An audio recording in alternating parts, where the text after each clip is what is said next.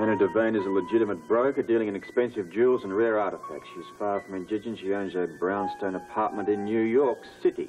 She has no police record. Low on funds, are we, Anna? So soon. Now you know. I'm not poor. What are you going to do? Take me to court for lying? Well, it's apparent you don't need my money for your plastic surgery. Of course not. Do you ever tell the truth? But then you should know that, Robert. Silly me. Here's me trying to give you the benefit of the doubt. Yes. You're slipping. But there is an element of truth in my story. About needing cash? No. I need a miracle. There's not enough money in the world that could save this face.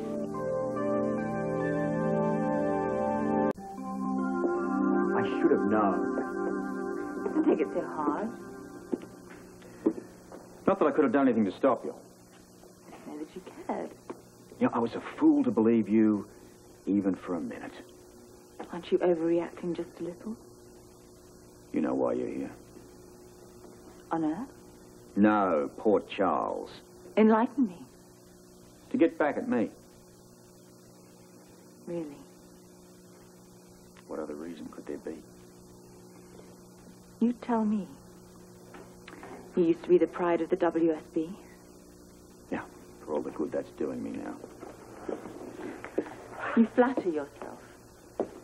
Not of late. What an ego. I mean, do you really think that I would go to all this trouble just to hurt you? Why else would you be in Port Charles? Why don't you punch it up on your state-of-the-art communications equipment? See if that computes. What do you want from me? What are you offering? A ride out of town on a rail. A round trip? I think we've danced long enough. Never. You were always the smoothest on the dance floor, I seem to remember. But I think that you've forgotten a step or two, as far as security is concerned. You want to spell it out? Yes. Have you any idea how easy it is to break into this communications room? I'll bite. How easy? A child could do it. Provided, of course, he'd been invited to your birthday party. Really, Robert, have you forgotten what Donnelly taught us about never repeating a pattern? Why don't you remind me? Using your birth date as the combination to open the door to the communications room. What could be more obvious, Robert? Damn. Perhaps you should consider retiring. You broke into this room? Yes. About 10 seconds. And messed with the equipment? Oh, a computer as complicated as that. How long did it take you to figure it out? Less time than it took me to break in. What are you after? Information. About? You. Anything I can help you with? Yes. I'm curious as to why you became so angry when you knew that I was going to be working for Sean Donnelly. Well, you look very nice. Well, was it worth the wait? Isn't it always? We have to leave for court soon, don't we? We'll make it. Where's Anna? Who? Our house guest. Probably at work.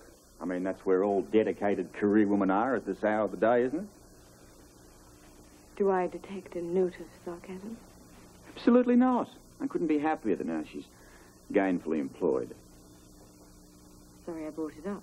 You did more than that. You're responsible for getting the job with Donnelly. Yeah, I'm beginning to wish I never had. Well, I look upon it as your good deed for the month. I mean, maybe she can afford to pay us some rent now. Or better still, get a place of her own. I wonder if Sean will give her a raise. Do you mind if I ask you a question? Probably, but shoot. What is it about Anna working for Sean that bothers you so much? Not a single thing. Tell me. You want me to make something up? Robert. What makes you think that I give a damn what that woman does? Just little things like the fact that you turn purple every time it's mentioned. You want to go out tonight? Not if it means changing the subject. What if I throw in a little dancing? You really don't want to talk about Anna, do you? Look, what I want is for you to spend considerably less time worrying about the rest of the world. Well, I can't make any promises. Not even for one night. What would you prefer I worry about? Me. Me. I want your undivided attention all evening. Well, very well, Mr. Commissioner. You asked for it. I demand it. Then so do I. There's nothing I'd like better. Not only while we're making love, but afterwards, too. Do you have any idea what it does for a lady's morale to have her husband spend half the night staring out the bedroom window after they've been making love? I guess it didn't look too good. Well, it's not my idea of romance, I'll tell you that. I'm sorry, it's just this business about Slater. Time is running out. We've got no more leads. Well, what do you mean?